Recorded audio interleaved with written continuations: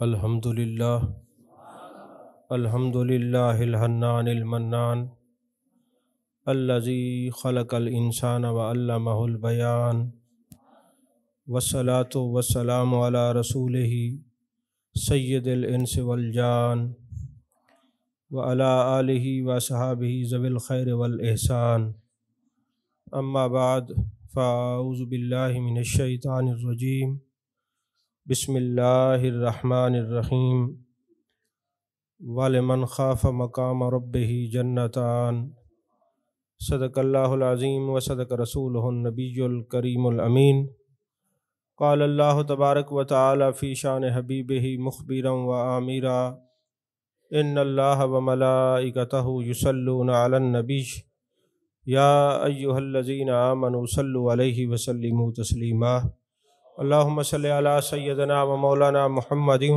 وعلی آل سیدنا و مولانا محمد وبارک وسلم وصلی علیہ صلاۃ و سلام علیک یا رسول اللہ وعلی آلک و صحابک یا حبیب اللہ۔ تمام تعریفیں اللہ تبارک و تعالیٰ کے لیے جو خالق کائنات بھی ہے، مالک شش جہات بھی، جو احد بھی ہے، صمد بھی ہے، جس کی شان لم یلد بھی ہے ولم یولد بھی۔ لا تعداد عدد درود و سلام بارگاہ سید الانام، شفیع رحمت، والی امت، شاہ خوباں، جان جانا، شہنشاہ حسینہ، سید سروراں، سیاہ لا مکاں، تتمہ دوراں، سرخیل زہرہ جمالاں، رازدان ما اوہا، شاہد ما طغا، صاحب علم نشرہ، معصوم آمنہ، احمد مجتبیٰ حضرت محمد مصطفیٰ صلی اللہ علیہ وآلہ وصحبہ وبارک وسلم کی دربار ناز میں اپنی عقیدتوں، ارادتوں، محبتوں کا خراج پیش کرنے کے بعد آپ حضرات نے ملاحظہ فرمایا کہ آج اس ہماری گفتگو کا عنوان ہے خشیت الہی، یعنی خوف الہی۔ اللہ تعالیٰ نے قرآن مجید برہان رشید میں ارشاد فرمایا وَلِمَنْ خَافَ مَقَامَ رَبِّهِ جَنَّتَانِ، جو اللہ کے خوف سے گناہوں کو ترک کر دے گا اللہ اس کو 2 جنتیں عطا فرمائے گا۔ اور دوسرے مقام پہ قرآن مجید کے بارے میں فرمایا لَوْ أَنزَلْنَا هَذَا الْقُرْآنَ عَلَى جَبَلٍ لَرَأَيْتَهُ خَاشِعًا مُتَصَدِّعًا مِنْ خَشْيَةِ اللَّهِ، کہ اگر ہم اس قرآن کو پہاڑ پر نازل کرتے تو یہ اللہ کے ڈر کی وجہ سے ریزہ ریزہ ہو جاتا۔ دوسرے مقام پہ فرمایا انما یخشی اللہ من عبادہ العلماء، جو علم رکھنے والے لوگ ہیں وہ اللہ ہی سے ڈرتے ہیں۔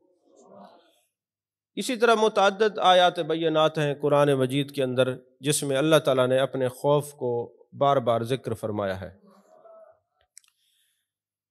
حضرت عائشہ صدیقہ رضی اللہ تعالیٰ عنہ ارشاد فرماتی ہیں، بخاری اور مسلم شریف کے اندر یہ حدیث پاک ہے کہ جان کائنات، جان عالم، جان رحمت صلی اللہ علیہ وسلم نے ارشاد فرمایا میں تم سب میں سے زیادہ اللہ کا علم رکھتا ہوں اور اللہ سے زیادہ ڈرنے والا ہوں، اور فرمایا خدا کی قسم مجھے اللہ کا لوگوں کی نسبت زیادہ علم ہے اور میں خدا سے لوگوں کی نسبت زیادہ ڈرنے والا ہوں۔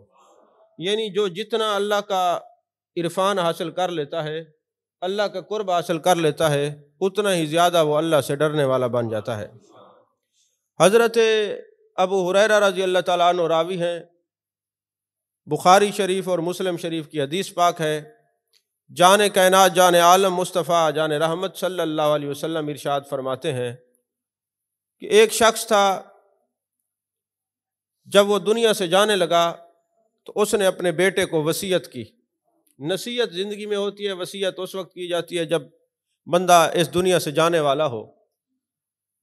تو ارشاد فرمایا میرے مصطفیٰ کریم صلی اللہ علیہ وسلم نے کہ بیٹے کو بلا کے وصیت کی اور کہنے لگا کہ جب میں دنیا سے چلا جاؤں تم نے مجھے جلانا ہے، جلا کے میری راکھ کو پیسنا ہے، پیس کے ہوا میں اڑا دینا ہے۔ جب وہ بندہ دنیا سے چلا گیا، بیٹوں نے وصیت پر عمل کیا، اس کو جلایا، جلا کے راکھ کر دیا، اس کو پیسا، پیس کے اس کے ذرات بنا کے ہوا میں اڑا دیا۔ اللہ تبارک و تعالیٰ نے اپنی قدرت سے دوبارہ اس کو زندہ فرمایا، اپنے سامنے کھڑا کیا اور پوچھا اے میرے بندے تم نے ایسا کیوں کیا ہے؟ عرض کرنے لگا باری تعالیٰ تیرے خوف کی وجہ سے میں نے اپنے بیٹوں کو نصیحت کی کہ میرے اتنے گناہ ہیں کہ میرا رب مجھے اتنا عذاب دے گا کہ ایسا عذاب کسی کو نہیں دیا ہوگا، لہٰذا میں نے یہ اپنے بیٹوں کو وصیت کی کہ مجھے جلا کر راکھ کے پیس کے میرے ذرے بنا کر بکھیر دیے جائیں تاکہ میں اللہ کے عذاب سے بچ سکوں۔ تو میرے آقا کریم صلی اللہ علیہ وسلم نے ارشاد فرمایا کہ اللہ تعالیٰ نے اس کو زندہ کیا اور پوچھا کہ تم نے ایسا کیوں کیا؟ تو اس نے کہا میرے مالک تیرے خوف کی وجہ سے، خشیت الہی کی وجہ سے میں نے ایسا کیا۔ اللہ خوش ہوا اور اس کو معاف کر کے جنتی کر دیا۔ اب ظاہر سی بات ہے، یہ بخاری اور مسلم کی متفق علیہ حدیث ہے، محبوب علیہ الصلوۃ والسلام جو بات سنا رہے ہیں وہ اس امت میں تو نہیں ہے، وہ تو بنی اسرائیل کی بات ہے۔ اگر کوئی تصوف کو جاننے والا بیٹھا ہو اور محبوب علیہ الصلوۃ والسلام کے عشق کو جاننے والا بیٹھا ہو تو میرے محبوب پاک صلی اللہ علیہ وسلم کی عظمت دیکھیے، اس بندے کا وصیت کرنا بھی سن رہے ہیں، پھر اس کا جلنا بھی دیکھ رہے ہیں، پھر اس کا ہوا میں بکھرنا بھی سماعت فرما رہے ہیں، ملاحظہ فرما رہے ہیں، پھر جو اللہ نے اس کو دوبارہ زندہ کیا پھر اس کو بھی دیکھ رہے ہیں، اور جو کلام کیا وہ بھی سن رہے ہیں، پھر جو بخشش ہوئی وہ بھی دیکھ رہے ہیں اور امت کو بتا رہے ہیں۔ تو جو نبی بنی اسرائیل کی امتوں اور امتیوں سے ان کے اعمال سے واقف ہے، وہ اپنی امت کے اعمال سے کتنا واقف ہوگا؟ عزیزان محترم، حضرت عبداللہ بن عباس رضی اللہ تعالیٰ عنہما ارشاد فرماتے ہیں، جب یہ آیت نازل ہوئی یا ایھا الذین آمنوا قوا انفسکم واہلیکم نارا وقودھا الناس والحجارہ، یہ آیت نازل ہوئی کہ اے ایمان والو اپنے گھر والوں کو جہنم کی آگ سے بچاؤ، کیونکہ قیامت والے دن جہنم میں انسان اور پتھر جائیں گے۔ تو حضرت عبداللہ بن عباس فرماتے ہیں کہ جب یہ آیت نازل ہوئی، جان کائنات، جان عالم مصطفیٰ، جان رحمت صلی اللہ علیہ وسلم نے یہ آیت تلاوت فرمائی۔ جیسے ہی آپ نے یہ تلاوت فرمائی تو ایک نوجوان سامنے بیٹھا ہوا تھا، وہ تڑپا اور زمین پہ گر کے ایڑیاں رگڑنے لگا، تو جان کائنات صلی اللہ علیہ وسلم نے اس کے دل پر ہاتھ رکھا اور فرمایا پڑھو لا الہ الا اللہ۔ ظاہر سی بات ہے اس نے ابھی اسلام قبول نہیں کیا ہوگا، مگر یہ عذاب جہنم کی آیت سنتے ہی وہ تڑپنے لگا۔ جان کائنات صلی اللہ علیہ وسلم نے اس کے دل پر ہاتھ رکھا۔ اب تصوف تو بتاتا ہے محبوب نے دل پہ کیوں ہاتھ رکھا، ارے جس دل پہ محبوب ہاتھ رکھ دیں وہاں تسکین کیوں نہ ہو، وہاں سکون کیوں نہ پہنچے۔ محبوب علیہ الصلوۃ والسلام نے ہاتھ رکھا اور فرمایا کلمہ پڑھ۔ اس نے پڑھا لا الہ الا اللہ محمد رسول اللہ۔ میرے آقا علیہ الصلوۃ والسلام نے فرمایا اللہ نے تجھے جنت کی بشارت دی ہے، اللہ نے تجھے جنت کی بشارت دی ہے۔ تو مجمع میں سے ایک صحابی نے عرض کی یا رسول اللہ صلی اللہ علیہ وسلم ابھی اس نے کلمہ پڑھا ہے، عذاب جہنم کی بات سن کر، عذاب نار کا سن کر یہ تڑپ گیا، ابھی کلمہ پڑھا، ابھی دنیا سے رخصت ہو گیا، تو کیا ابھی جنت مل گئی؟ تو میرے آقا نے فرمایا ذالک لمن خاف مقامی وخاف وعید، چونکہ اللہ نے وعدہ ان سے کیا ہے جو ان کے خوف سے ڈرتے ہیں، اللہ جہنم سے آزادی دیتا ہے۔ یہ وعدہ اس شخص کے لیے ہے جو اللہ کے سامنے کھڑا ہونے سے ڈرا ہے، تو اللہ نے وعدے کے مطابق اس کو جنتی کر دیا۔ آپ اندازہ لگائیں کہ محبوب علیہ الصلوۃ والسلام کیا بتانا چاہتے ہیں۔ اللہ اور اس کے رسول کے سامنے پیشی بڑی سخت ہے۔ ہم یہاں پہ حاضر ناظر کا عقیدہ بیان کرتے ہیں نا، ایک تو مسئلہ یہ ہوتا ہے کہ بعض باتیں ایسی ہوتی ہیں جو لغوی ہوتی ہیں، اصطلاحی ہوتی ہیں، اور الزامی جوابات بھی ہوتے ہیں۔ اب ہر بندہ اس بات کو سمجھنے والا نہیں ہوتا۔ علماء نے لکھا ہے، اللہ کرے آپ کو سمجھ آ جائے اور آپ اس بات کو برداشت کر جائیں، کہ اللہ کے حاضر ناظر ہونے کا جو نظریہ ہے نا، وہ اللہ کے بارے میں حاضر ناظر ہونے کا درست نہیں، بلکہ رسول اللہ کے بارے میں حاضر ناظر کا عقیدہ درست ہے۔ کیونکہ آپ کہیں گے نا کہ جناب میں سمجھانے کی غرض سے عرض کر رہا ہوں، فلاں بندے کو میں ملنے کے لیے جا رہا ہوں، وہ اپنے دفتر میں حاضر تھا، آپ نے جس سے ملنا اس کو ایک جگہ پہ متمکن کر دیا، اور اللہ کو ایک جگہ پہ متمکن کرنا کفر ہے۔ یعنی اس کا جلوہ ہر جگہ پہ ہے، یعنی حاضر کے لیے ایک جگہ پر موجود ہونا اور لوگوں کو دیکھنا، یہ ناظر ہونا، یہ صفت جان کائنات صلی اللہ علیہ وسلم کی ہے کہ آپ گنبد خضرا میں جلوہ گر اور ایک ایک امتی کو ملاحظہ فرما رہے ہیں۔ تو عزیزان محترم، حضرت سہل بن سعد رضی اللہ تعالیٰ عنہ بیان فرماتے ہیں کہ ایک انصاری نوجوان نے عذاب جہنم کی آیات بینات کو سن لیا۔ یہ سنتے ہی اس پر ایک عجیب کیفیت طاری ہو گئی۔ اب ہمارے اوپر یہ کیفیت طاری کیوں نہیں ہوتی؟ اس کا سبب کیا ہے؟ اس کے کئی اسباب میں سے ایک سبب بھی یہ ہے کہ ہمارے سامنے جو نعتیں پڑھی جاتی ہیں، ہم جن نعت خوانوں کو بلاتے ہیں وہ پیسے لے کے نہ جنت کی ٹکٹ دیتے ہیں اور آپ کو چلے جاتے ہیں، یا ہم ایسے خطباء کو بلاتے ہیں۔ اب ایمان کیا ہے؟ اللہ تبارک و تعالیٰ سے خوف بھی ہو اور امید بھی ہو۔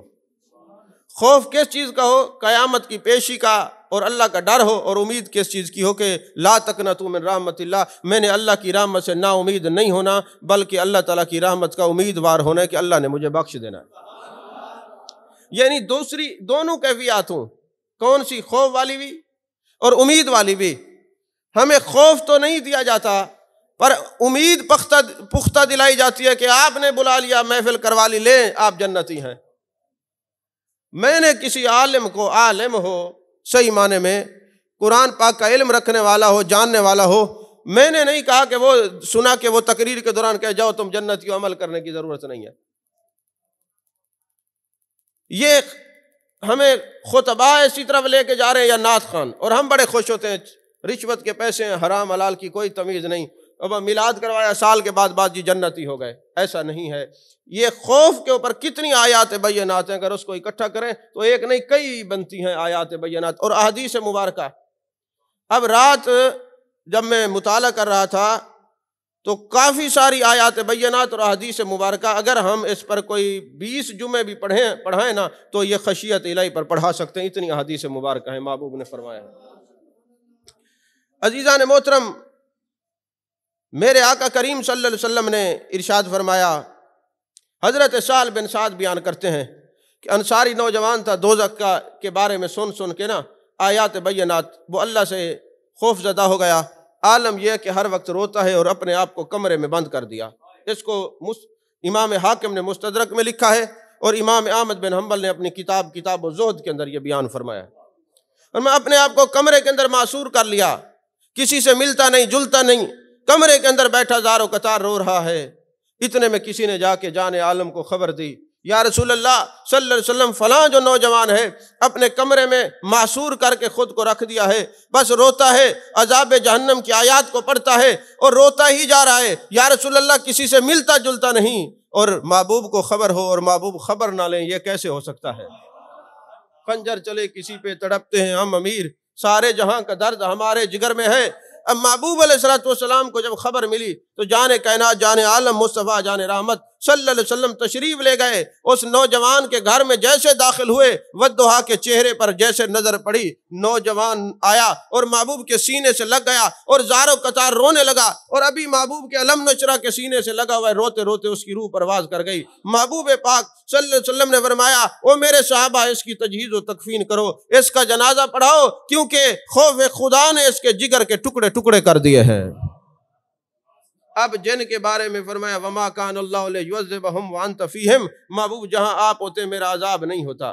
ایسے رحمت للعالمین نبی کے دامن میں بھی خوف خدا طاری ہو گیا، تو آج کتنا بڑا عالم ہی کیوں نہ ہو، وہ خوف نہ دلائے لوگوں کو اللہ کی طرف اور قیامت والے دن کھڑا ہونے سے نہ بچائے، تو پھر اس کا کیا حشر ہوگا اور سامعین کا حشر کیا ہوگا؟ ابھی کل ہی ایک صاحب مجھے کہہ رہے تھے، بڑی جگہ پہ جاتے ہیں تقریر کرنے کے لیے، نوجوان دور ہیں، اس کا سبب کیا ہے؟ میں نے کہا اس کا سبب یہ ہے کہ جب سے آپ پیدا ہوئے ہیں، میں نے اس سے مذاق کیا، میں نے جب سے ہوش سنبھالا آپ نے ایک ہی تقریر رٹ رکھی ہے، ہر جمعے کو ایک ہی تقریر ہوتی ہے، آپ نے تقریر ہی بدلی نہیں کی۔ آپ تیاری کریں، پھر دیکھیں لوگ آپ کو کیسے سنتے ہیں۔ جو تیاری کیسے کی جائے، آیات بینات کو تلاوت کیا جائے، محبوب علیہ السلام کی حدیث مبارکہ لوگوں کے سامنے رکھی دیں۔ جب ہر جمعہ کو تم نئی گفتگو کرو گے، پھر دیکھنا لوگ سننے کے لیے آئیں گے، اب تو وہ آتے ہی دعا کے ٹائم ہے، یا تو لوگوں کو ضرورت نہیں ہے۔ تو عزیزان محترم، میرے آقا کریم صلی اللہ علیہ وسلم نے ارشاد فرمایا، جس نے اللہ کا ذکر کیا پھر خشیت الہی کی بنا پر اس کی آنکھوں سے آنسو روا ہو گئے، اور اتنے آنسو بہے، اتنے آنسو بہے، اتنے آنسو بہے کہ زمین پر گرنے لگ گئے۔ محبوب نے فرمایا میں زمانہ دیتا ہوں ایسا شخص عذاب جہنم سے محفوظ ہو جائے گا، عذاب جہنم سے محفوظ ہو جائے گا۔ امام حاکم نے اس کو نقل کیا، امام طبرانی اور ابن شیبہ کے اندر یہ حدیث پاک موجود ہے۔ اور پھر اگلی حدیث پاک، 5 حدیثیں میں نے بیان کر دی ہیں، اب 6ٹھی حدیث پاک عرض کرنے لگا۔ میرے آقا کریم صلی اللہ علیہ وسلم نے فرمایا، مجھے اللہ نے ارشاد فرمایا، اے میرے پیارے محمد صلی اللہ علیہ وسلم، اے میرے پیارے محبوب صلی اللہ علیہ وسلم، میں 2 خوف جمع نہیں کروں گا۔ آپ حضرات جانتے ہیں جب دن ہوتا ہے رات رہتی ہے، جب رات ہو دن رہتا ہے، اندھیرا ہو تو روشنی رہتی ہے، روشنی ہو تو کیا اندھیرا رہتا ہے؟ یہ 2 چیزیں جمع نہیں ہو سکتی۔ محبوب نے فرمایا، اللہ نے مجھے فرمایا، محبوب مجھے اپنی عزت اور جلال کی قسم میں 2 خوف جمع نہیں کروں گا۔ جو دنیا میں مجھ سے خوف کھائے گا قیامت والے دن اس کو امن دوں گا، یہاں پہ جو مجھ سے نہیں ڈرے گا قیامت والے دن اس کو میں خوف دوں گا۔ یعنی 2 خوف جمع نہیں ہو سکتے، یا دنیا میں وہ خوف رکھے یا آخرت میں خوف رکھے، 2 خوف جمع نہیں ہو سکتے۔ یہ جان کائنات جان عالم صلی اللہ علیہ وسلم نے ارشاد فرمایا، اس کو صحیح ابن حبان نے بھی نقل کیا ہے اور امام بہقی نے بھی نقل کیا ہے۔ اسی طرح 7ویں حدیث پاک ہے، محبوب علیہ الصلوۃ والسلام نے فرمایا، جو بندہ اللہ سے ڈرتا ہے، خشیت اس کے مقدر میں ہوتی ہے، اللہ تعالیٰ اس کو باروب بنا دیتا ہے، اس کو خوف لوگوں کے دلوں میں ڈال دیتا ہے۔ اور جو اللہ سے بے خوف ہو جاتا ہے، یعنی ڈرتا نہیں، ایک تو وہ لا خوف علیہم ولا ہم یحزنون، وہ اولیاء کا طبقہ ہے، وہ اور ہے۔ وہ چونکہ اللہ سے ڈرتے ہیں اس لیے کسی اور سے نہیں ڈرتے، جو کسی اور سے ڈرتا ہے وہ اللہ سے نہیں ڈرتا۔ نہیں سمجھ آئی؟ تو جو اللہ سے ڈرتا ہے وہ کسی سے نہیں ڈرتا، اس کو ولی کہتے ہیں، وہ اور شان ہے۔ یہ محبوب علیہ الصلوۃ والسلام نے فرمایا، جو بندہ اللہ سے خوف کرتا ہے، اللہ اس کا روب لوگوں کے دلوں میں ڈال دیتا ہے۔ پھر بڑے بڑے لوگ اس کے سامنے ہچکچاتے ہیں، بات کرنے سے ڈرتے ہیں، کیونکہ اس کے اندر خوف خدا ہے، اور یہ خوف خدا اس کی اپنی وجہ سے نہیں ہے، اپنی ذات کی وجہ سے نہیں ہے، چونکہ یہ اللہ سے خوف کرتا ہے، لوگوں کے دلوں میں اللہ نے اس کا خوف بٹھا دیا۔ اسی طرح محبوب علیہ الصلوۃ والسلام کے غلام، یاد رکھنا ہمارے لیے زندگی صحابہ کی مینار نور ہے۔ حضرت ابو بکر صدیق رضی اللہ تعالیٰ عنہ کے خوف کا عالم یہ ہے، جب حضرت ابو بکر صدیق ایسے ہیں تو آپ اندازہ لگے ہمیں کیسا ہونا چاہیے۔ حضرت ابو بکر صدیق روتے ہیں، آنسو بہاتے ہیں، اور ارشاد فرماتے ہیں، اللہ کی قسم کاش میں درخت ہوتا، کاش میں درخت ہوتا، مجھ سے حساب نہ لیا جاتا۔ حضرت فاروق اعظم رضی اللہ تعالیٰ عنہ کا عمل دیکھیے، آپ تنکا زمین سے اٹھاتے ہیں اور اس کو دیکھتے رہتے ہیں۔ لوگوں نے پوچھا، امیر المومنین فاروق اعظم رضی اللہ تعالیٰ عنہ، آپ تنکا اٹھا کر کیوں دیکھتے رہتے ہیں؟ فرمایا، کاش میں تنکا ہوتا، میری ماں نے مجھے نہ جنم دیا ہوتا، مجھ سے قیامت والے دن اللہ حساب نہ لیتا۔ یار جو امیر المومنین ہے، جو زمین پر چاہے تو تیل نکال لے، چاہے تو دریائے نیل کو واپس بھیج دے، چاہے تو آگ کو دوبارہ دھکیل دے، ایسا شخص جب خدا سے خوف کرتا ہے تو ہمیں کتنا خوف کرنا چاہیے؟ کبھی اندازہ لگایا آپ نے؟ اور حضرت عثمان غنی کا عالم یہ ہے کہ رات کو قبر کو یاد کر کر کے روتے ہیں، فرماتے ہیں مجھے رات کو قبر کی وحشت یاد آتی ہے، قبر کا اندھیرا یاد آتا ہے۔ ارے عثمان غنی جن کو ذوالنورین کہا جاتا ہے، ان کا عالم یہ ہے، تو مرنا تو ہم نے بھی ہے، قبر میں جانا ہے، کبھی قبر کو یاد کیا ہے؟ محبوب نے فرمایا، یہ خوف ایک ایسا کوڑا ہے، جس نے یہ کوڑا اپنے ہاتھ میں رکھ لیا، یعنی خوف خدا کرنے لگا، ساری وحشتیں اس کے دل سے چلی جاتی ہیں، اللہ سے محبت کرنے لگ جاتا ہے۔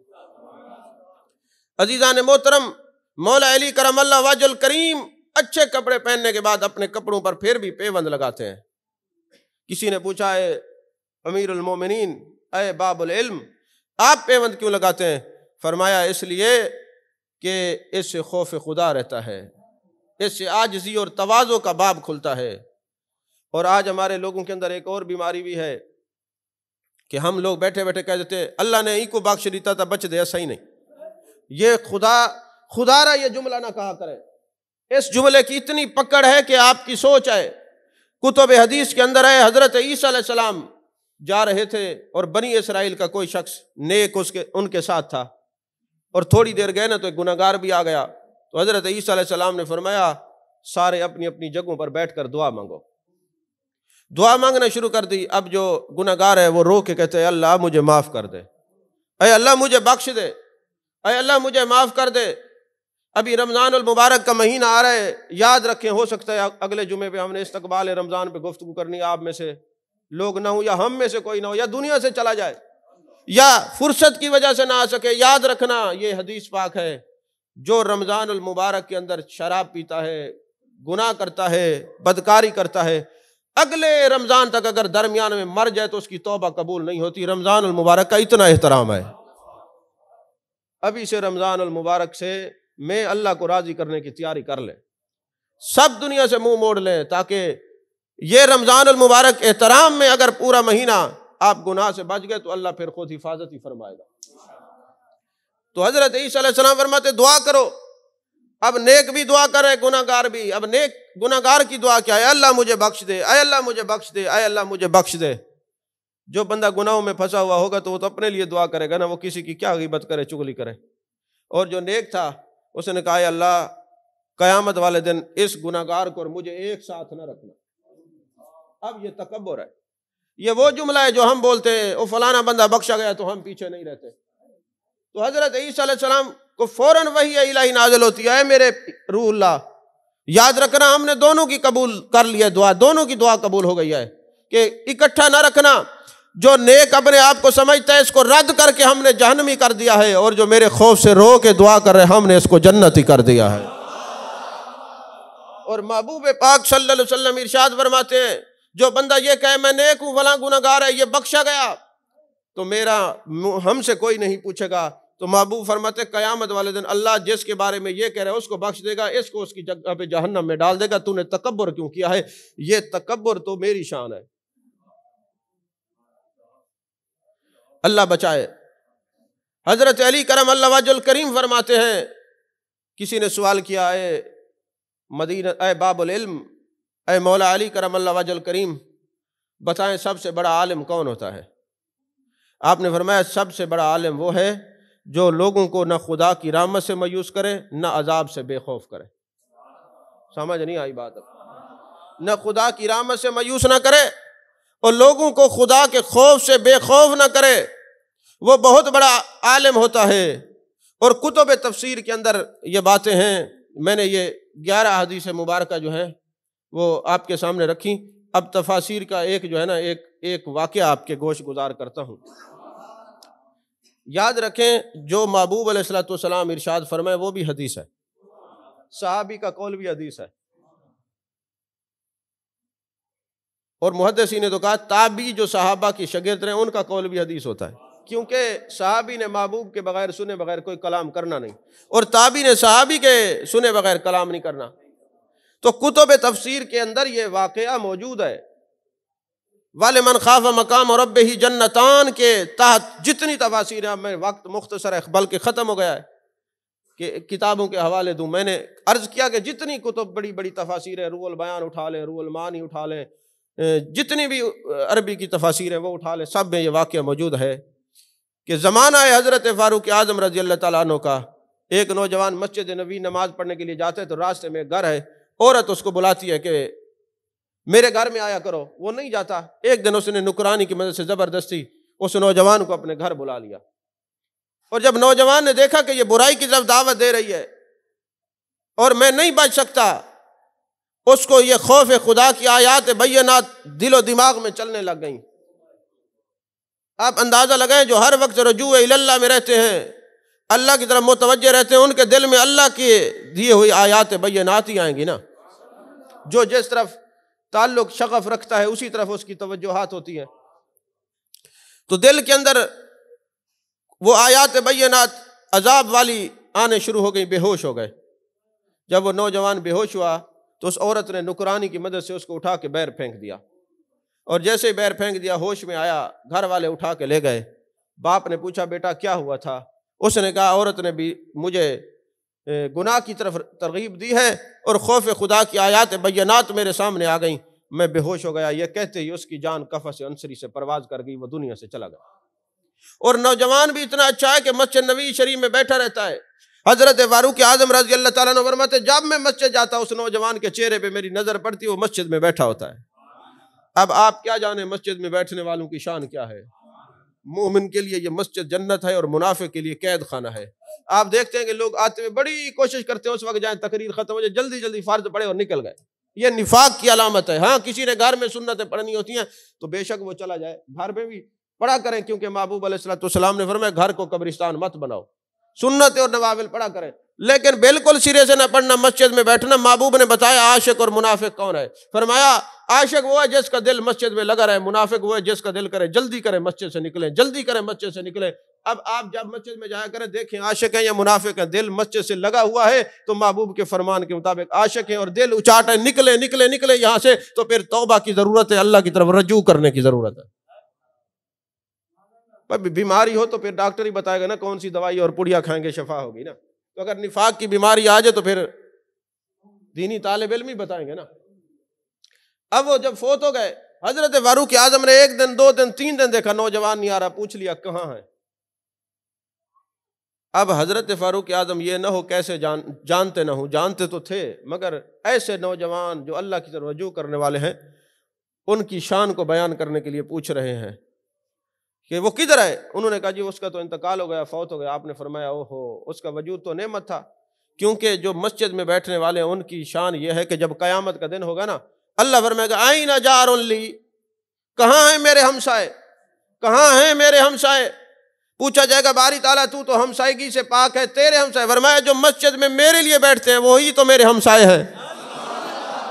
توجہ نہیں فرمائی آپ نے، فرمایا آئین جار لی، کہاں ہیں میرے ہمسائے۔ اللہ فرمائے گا کہاں ہیں میرے ہمسائے، مسجد میں بیٹھنے والے۔ اب اس کی شان یہ ہے کہ وہ اس اللہ کے سائے میں رہتا ہے۔ ویسے تو ہر بندہ اللہ کے سائے میں، لیکن ایک بندہ ہے نا اللہ ہر ایک کی شارک سے زیادہ قریب ہے، دیکھنا یہ اللہ کے کون کون قریب ہے، ہم نے یہ دیکھنا ہے۔ اللہ تو سب کے قریب ہے، ہم کتنا قریب ہیں ہم نے یہ دیکھنا ہے۔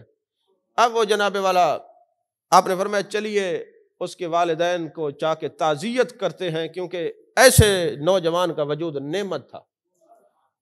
اب کون جا رہے ہیں؟ حضرت فاروق اعظم رضی اللہ تعالیٰ عنہ۔ اور میرے آقا نے فرمایا میرے بعد میرے راستے پہ چلنا ہو تو خلفائے راشدین کا راستہ ہے۔ آپ تعزیت کرنے کے لیے کسی کے گھر میں جائیں تو کہتے کہاں لکھا ہے، بتا دینا فاروق اعظم بھی گئے تھے اس لیے ہم جاتے ہیں۔ حضرت فاروق اعظم جب گئے پوچھا بتاؤ، والد کو کہا اس مرنے والے کی وجہ کیا ہے، کاز آف ڈیتھ کیا ہے، کس وجہ سے اس کا انتقال ہوا ہے۔ انہوں نے کہا حضور یہ معاملہ ہوا ہے۔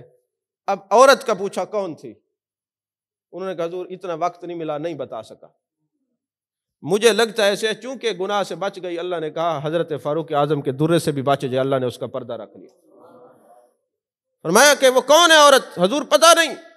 فرمایا اچھا یہ خوف خدا کی وجہ سے دنیا سے چلا گیا، خوف خدا کی وجہ سے، ایسے بندے کی تو قبر پہ جانا چاہیے۔ لوگ کہتے قبروں پہ نہ جایا کرو، میں نے کہا حضرت فاروق اعظم کو روک لیتے، وہ کیوں گئے تھے؟